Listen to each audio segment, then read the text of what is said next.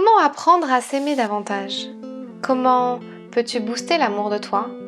Comment reconnaître et apprécier tes qualités sans tomber dans le narcissisme? C'est ce que nous allons voir aujourd'hui dans ce nouveau podcast.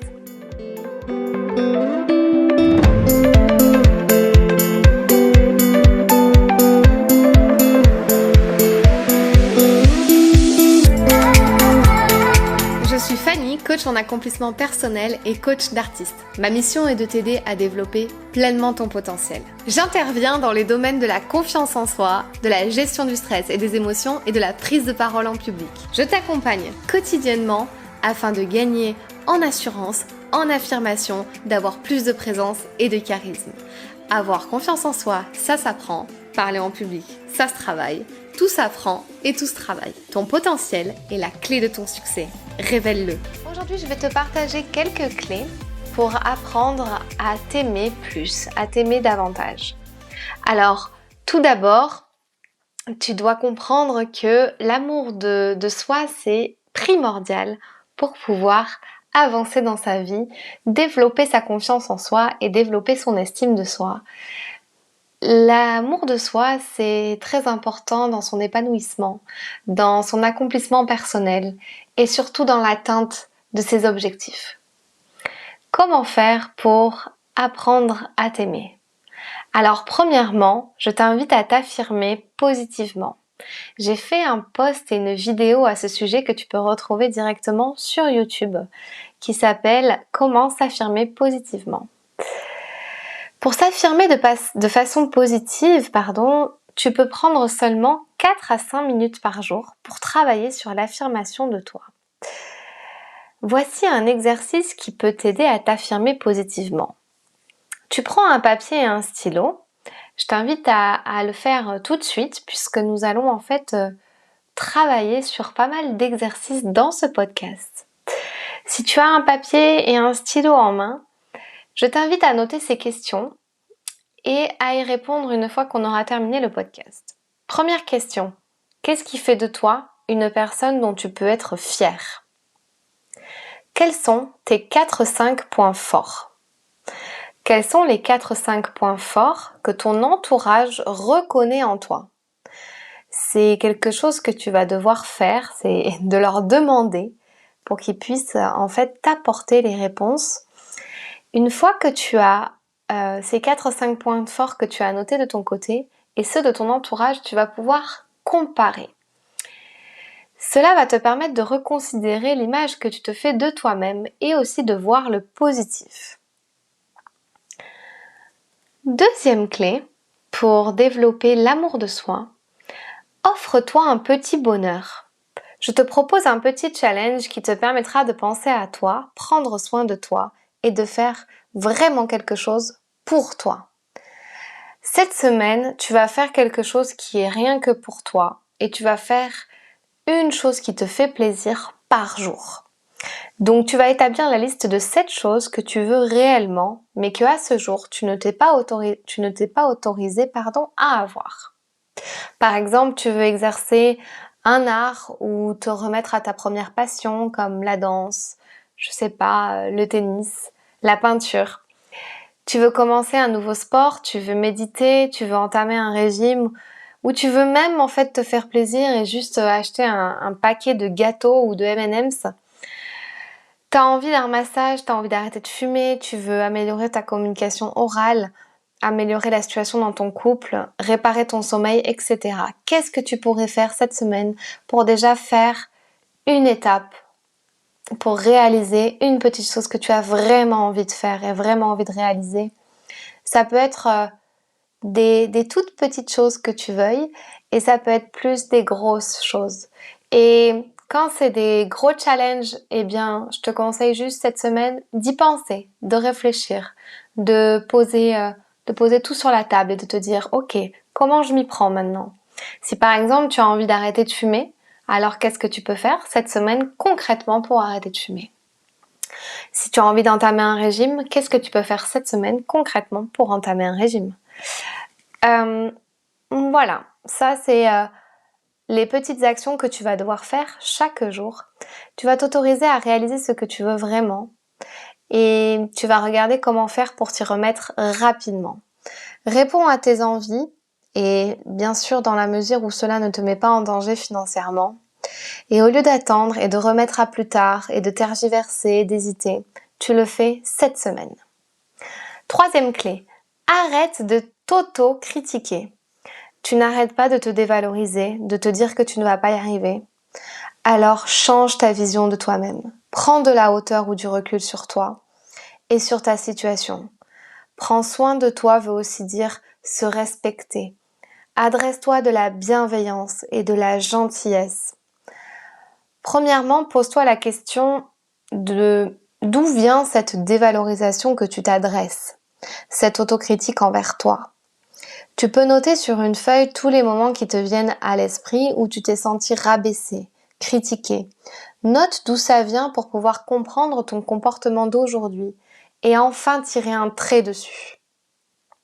Deuxièmement, tu peux faire cet exercice. Tu te fais des compliments à toi-même.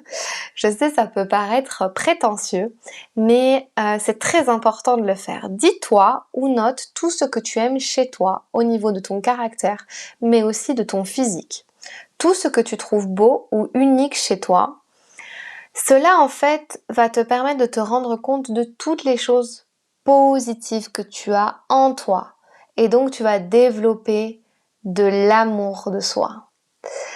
J'espère que ce troisième point est clair. Il faut arrêter de s'auto-critiquer et s'adresser enfin de la bienveillance, de la gentillesse et de voir toutes les qualités que l'on possède. La quatrième clé, accepte-toi tel que tu es. Accepter ses défauts, c'est une chose, mais apprendre à aimer ses pensées, ses émotions, ses vices, ses erreurs, son caractère, sa personnalité, c'est un niveau supérieur d'amour de soi. Alors je t'invite à faire un nouvel exercice avec ta feuille et ton papier, et ton stylo, pardon. Tu vas noter ces quelques questions et tu y répondras après le podcast. Cela va t'aider à vraiment t'accepter réellement. Première question. Quels sont les 3 traits de personnalité que j'aime le plus chez moi? Deuxième question. Si ton corps a la capacité de parler, que dirait-il? Troisième question. Quel est le meilleur compliment que tu aies jamais reçu? Pourquoi ce compliment est vrai? Quatrième question. Quelles sont les choses que tu fais très bien? Cinquième question. Complète cette phrase. Je me sens le plus heureux quand je suis... Et tu complètes. Une fois que tu as noté toutes ces questions, on peut passer à la 5e clé. Apprends à te connaître et à te comprendre. Trouve la raison de chaque émotion qui te traverse, chaque émotion négative, de chaque mot ou situation que tu regrettes aujourd'hui également. La plupart des aspects de notre personnalité ont une cause bien profonde. Il faut analyser chacun d'entre eux dans son intimité.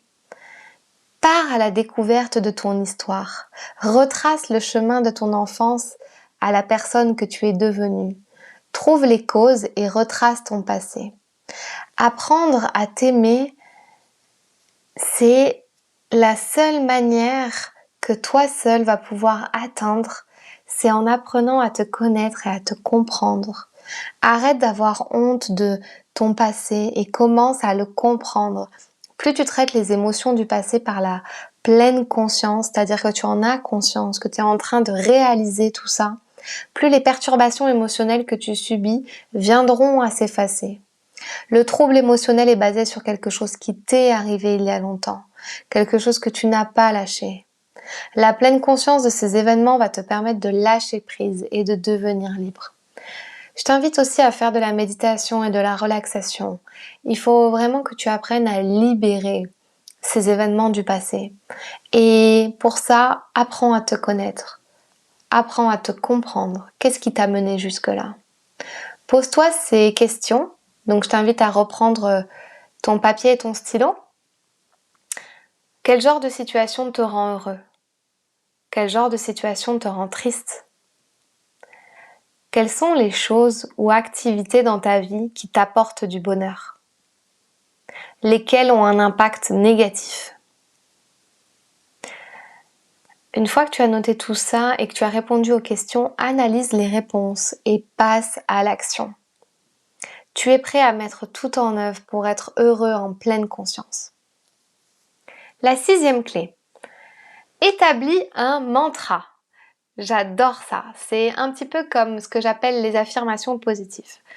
La recherche a révélé qu'un mantra personnel, c'est une phrase que tu te répètes, peut être bénéfique pour ton cerveau à court et à long terme. Alors la question c'est comment choisir un mantra personnel qui te convient. Alors moi je t'invite à penser à une phrase que tu aimerais qu'une petite voix te répète et qui commence par je et qui est au présent. Moi le mien de mantra par exemple c'est « Je m'accepte tel que je suis et je suis capable de réaliser mes rêves ». Ensuite, une fois que tu as défini ton mantra, alors quel est le bon moment pour l'utiliser? Tu peux l'utiliser chaque fois que tu doutes de toi, que tu sens que tu as une émotion négative qui est en train de monter ou même de la colère. Et tu vas répéter ce mantra jusqu'à ce que ton émotion change ou disparaisse. Tu peux aussi avoir un mantra de motivation, c'est-à-dire que le mien, il est plus utilisé dans les moments où j'ai envie de me remotiver, où je me sens en énergie basse et où je me sens démotivée. Je me répète ce mantra-là, je m'accepte tel que je suis et je suis capable de réaliser mes rêves. Pour moi, il est important que tu retrouves l'amour de soi, l'amour de toi, l'amour qui est en toi. Comment apprendre à s'aimer? Je t'ai partagé les 6 clés qui pour moi sont fondamentales pour retrouver un petit peu d'amour. La clé qui va t'aider à t'aimer davantage, sache qu'elle est seulement en toi. Alors accueille tes émotions et révèle pleinement qui tu es. Je te dis à très vite pour un tout nouveau podcast.